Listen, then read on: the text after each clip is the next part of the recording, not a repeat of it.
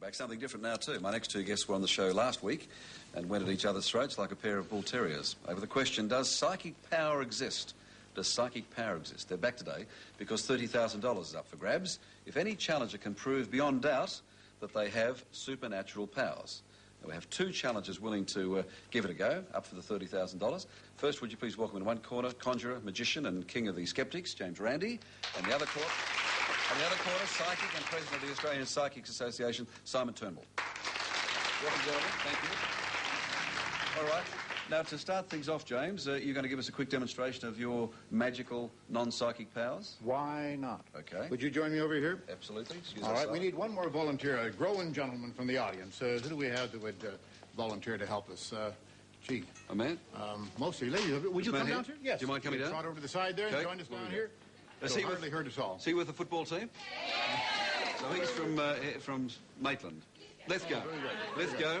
Show me right over here if you would. Excuse me, sorry. What's your name, sir? Harold. Harold? That's right. So absolutely right. I don't know how you knew it, but now, Harold, do you have to have a piece of rope about that long in your pocket or anything like that? No? Not on me. Oh, what a pity. How about you? No, I don't. Sorry. Oh, what a pity. Well, I have a piece. Yes, embedded in my chest right here. Would you hold on to that end, sir? Would you hold on to the other end? And would you pull on it very tightly to make sure it's good and strong? Are you satisfied? Yes. Good. I'm glad to hear you say that. It encouraged me a great deal. I'll remove my wristwatch and put it away in a safe place. I have to make a value judgment there. Now, here we have a piece of rope. I'm going to ask these two gentlemen if they will be kind enough to tie my hands together, one on top of the other like that, behind my back, in such a way that it should be impossible for me to remove the rope. Is that right, Harold? Oh, I hope so. Well, wrong, because there's a trapdoor there. That fellow presses the button, away you go. Give me a hard time. All right, would you hold on to your end again, please, Harold? Thank you very much. And, sir? Right. There. Pull on it very tightly. Really tight. Come on, both hands in. Right. Really Okay. heave on. Oh, Oh, the pain is terrible. All right, bring it around the top and tie the other hand on top, if you would. There we go. And the pink ones are fingers, actually. There. Right. Don't tie those. Well, just there. It's right on top of the wrist there. What are you doing? There you go. Much better. What are you doing? Want a double knot or what? Yeah, oh, yes. Pull it very, very tight. We're pretty serious here. Yes.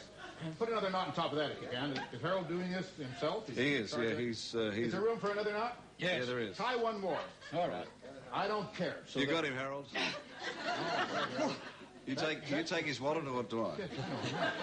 Left in the dressing room. Gotcha. Now, let me see. I'm going to try to... Harold, do me a favor. See that chair over there? Would you get that chair for me, please? Just bring it over here. Right in this spot here. Right, look. Now, oh, the rope seems to have fallen off, ladies and gentlemen. How about a big round of applause for the rope? Thank you very much, Harold. A round of applause for Harold. He did very well, I think. Thank you, sir. All right. Right. Yes. Okay. Right. So what did that prove? Well, I tell you, they've been saying down through the years that spiritualists get tied into chairs and they get taped up and they have all kinds of strange things put all over them. And they're not supposed to be able to do anything in the seance room. It all is the job of the spirits from then on. But as you see, it's not that hard to get out of ropes if you know how to do it.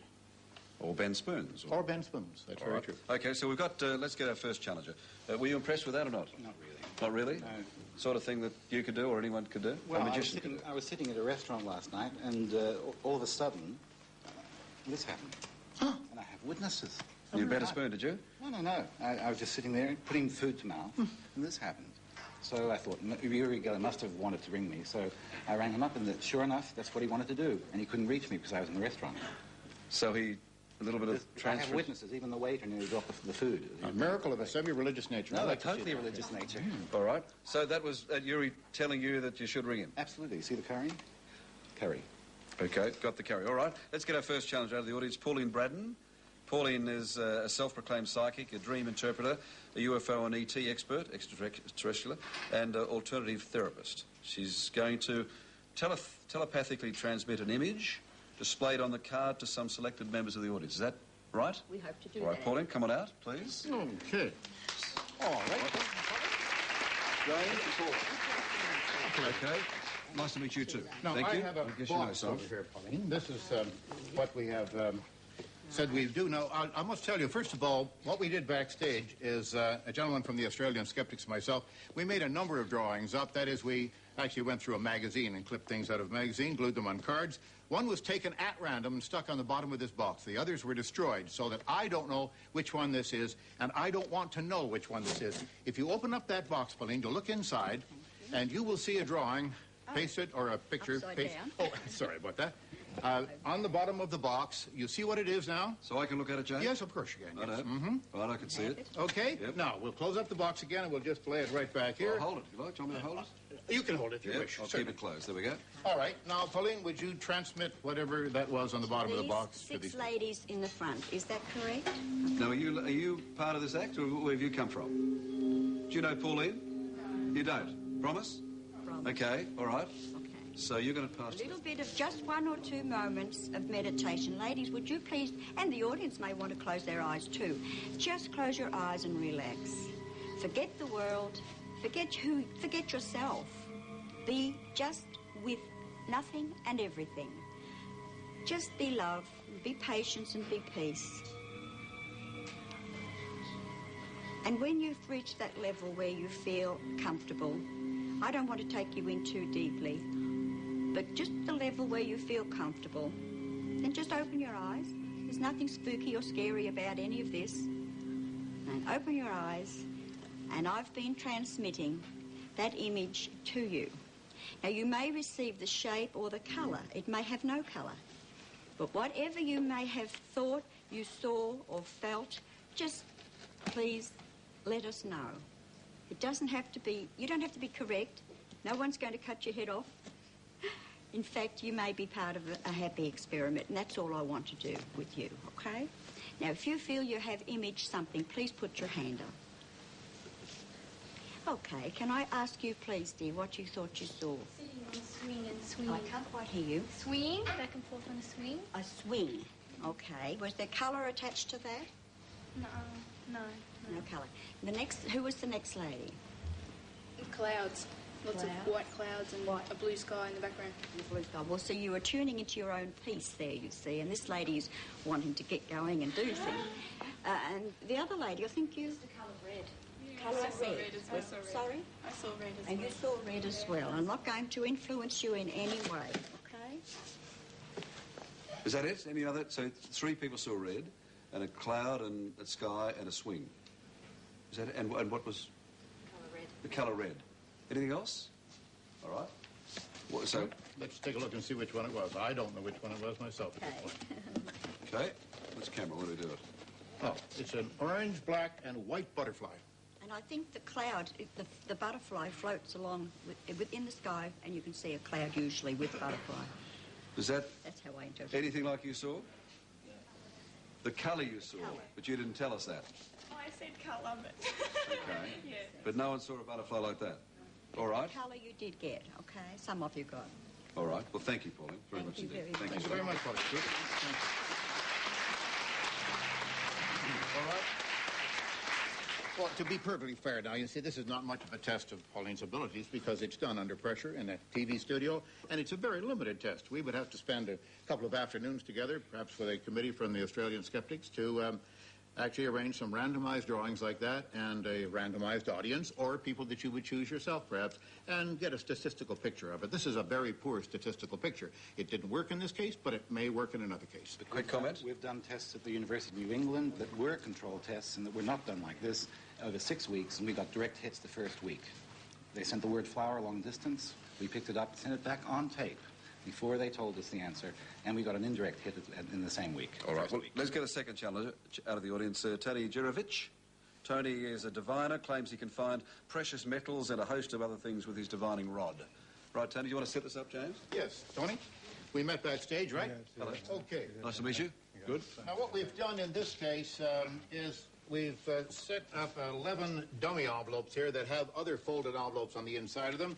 And in discussing this with Tony, we found out that his dowsing apparatus here, this piece of copper wire, would react very strongly to a $5 bill, perhaps even stronger to a $20 bill. We didn't try it with that.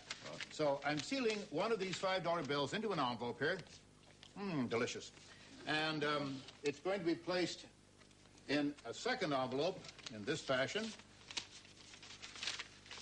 and sealed. Equally delicious. And shaken down. Now, it's in this envelope, but there are no $5 bills of any kind, bills of any kind, of any description, in these other envelopes. Now, just for the sake of argument, would you show us how you do this, Tony? If the $5 bill is in here now, would you step up to the $5 bill and tell us how we do this. Now, would you like Ray to hold on to one of these? You hold on to one of those in one hand, and Tony will tell you what to do. Right. Well, you can hold it in that hand there. The other hand, right up. Got that. There we go. You can either touch me with your left hand. Right. No, well, it's got to be on this skin. Okay. Yeah. Now, that's the neutral position. Is that right, Tony? See, now that is neutral. Yes. And when it operates either when I'm picking something in front of me, it goes forward. If it's at the back, It the goes back backwards. will. I Now, see. in this case, it'll go down this forward, see? Now, you're over the envelope now that has the $5 bill. It seems Now, to you react. take your hand off me. Now, just put your hand behind my spine. No, just don't touch me. Just Oh. away from my spine. Put it there and take it away. Now, Tony, try it over one of the envelopes that does not have the $5 bill in it, and we'll see what the difference might be. Doesn't show anything there. So there's no reaction when there's no $5 bill. And the one on the extreme right, if you please, very briefly. And again, there's no reaction there. Okay. Now what we will do is we will gather these envelopes together, and we will shuffle them up. Tony, would you look away for a moment? Not that I suspect you might try to peek, but I don't know which one it is now, and I'm mixing them up in every which way. We have a total of 12 envelopes here, and we're now going to place them scattered out on the floor, and then you will try the same test, moving along with your dowsing stick to see if we get a reaction over one of these envelopes, and if that one indeed is the one that has the $5 bill in it. So that'll be $5 plus 30,000 About that, yes. down the track. Okay. Now, Michael, I'm not allowed to give out the skeptics $30,000. I'll have to leave that up to them. Righto. There we go. Okay, so where are we ready to start? Okay, here we go.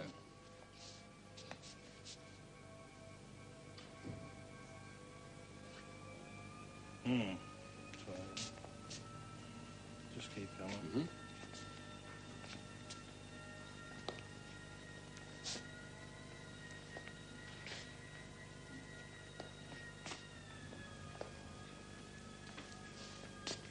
So it looks like the first one. Looks like the first one. You want to do a double check on that, Tony? Yeah.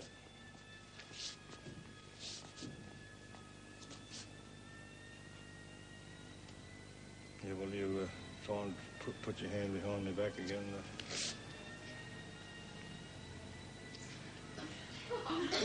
So it does appear to be the first one, would you say, Tony? Seems to be. Okay. Seems to be. Shall we find out? Why don't Why don't you take that envelope, tear it open, and we'll see. What are you going to do if it is, James? I'm going to have a conniption fit. As they say, not in there. Not in there. It's not in this one. Don't think. I don't think. I'm trying to see up to the light. It's not very easy to see up to the light, but it is possible. No, I'm not seeing me. That is without opening each individual one up. No, I really can't tell. I don't know. No. Leave all over. Oh, all right. Whatever you say. He's going to have another go. All right, we don't have a lot of... I'll try myself. You go yourself. We don't have much time. I'm being wound up here. Go on, have a quick go, Tony.